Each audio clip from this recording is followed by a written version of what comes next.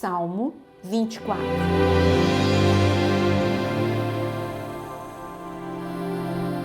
Ao Senhor pertence a terra e a sua plenitude, o mundo e os que nele habitam, porque ele fundou-a sobre os mares e sobre as correntes a estabeleceu.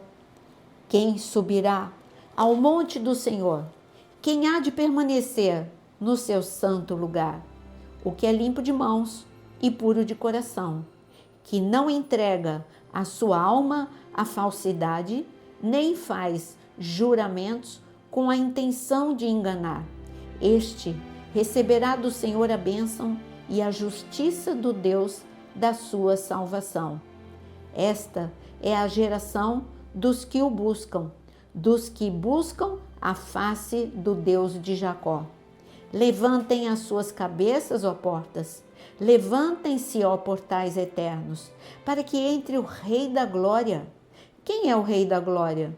O Senhor, forte e poderoso, o Senhor, poderoso nas batalhas. Levantem as suas cabeças, ó portas, levantem-se, ó portais eternos, para que entre o Rei da Glória.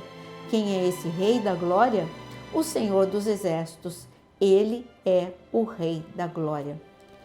Salmo 24 é mais um salmo em que Deus se revela para Davi. Revela quem é Jesus. Nós vimos no Salmo 22 o Pai revelando, o Espírito de Deus revelando a Davi a cruz do Calvário. No Salmo 24, o Espírito de Deus revela a Davi, dessa vez, ele revela a entrada triunfal de Jesus no céu. Paramos muito pouco para pensar sobre essa entrada. Jesus, ele entrega sua vida na cruz do Calvário. Ele passa 3 dias e 3 noites nas profundezas da terra, mas ele ressuscita. E quando ele ressuscita, ele vai apresentar o seu próprio sangue para o Pai. Era isso que tinha que se cumprir. O sangue do justo ser apresentado uma vez por todas. E Jesus vai até os céus. Eu tenho certeza que escoltado pelos anjos, esta entrada triunfal é o que Davi vê. No entanto, eu quero dizer que o Salmo 24, ele começa a falar da soberania de Deus, de que ele é o Criador do mundo. Depois, o salmista, ele fala, quem que vai permanecer? Hoje, as pessoas, elas têm pouco tempo de permanecer. Elas sentem algo quando vão a uma conferência, quando fazem uma imersão, mas Deus diz, eu quero mais do que isso. Eu não quero momentos, eu quero que você permaneça na minha presença. E para permanecer é necessário transformação de mente e de coração. Por isso que ele fala de mãos puras, de coração puro. E em seguida vem o ápice do salmo. A grande revelação é o Rei da Glória subindo aos céus. Lembra que ele disse para Maria, eu ainda não subi ao Pai, não me toque. Porque ele iria, logo depois desse encontro com Maria, ele iria subir para apresentar o seu próprio sangue.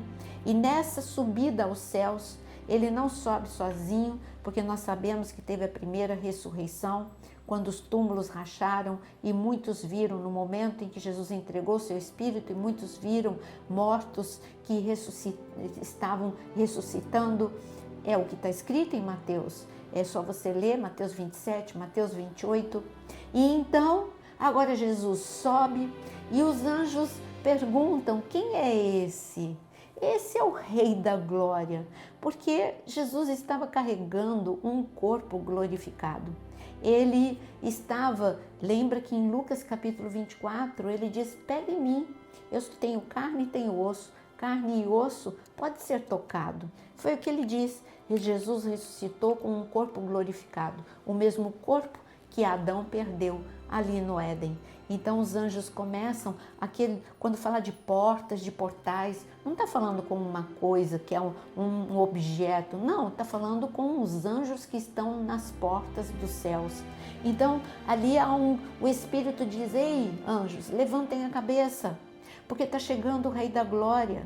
E os anjos, e aí começa aquele cântico, e quem é esse Rei da Glória? É aquele que travou a maior luta de toda a humanidade e venceu.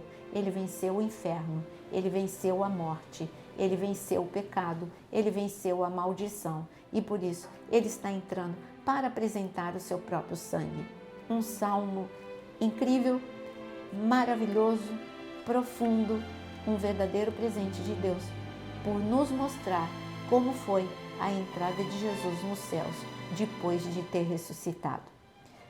Que Deus te abençoe, deixe o seu like, compartilhe com muitos para incentivar a ler a palavra de Deus.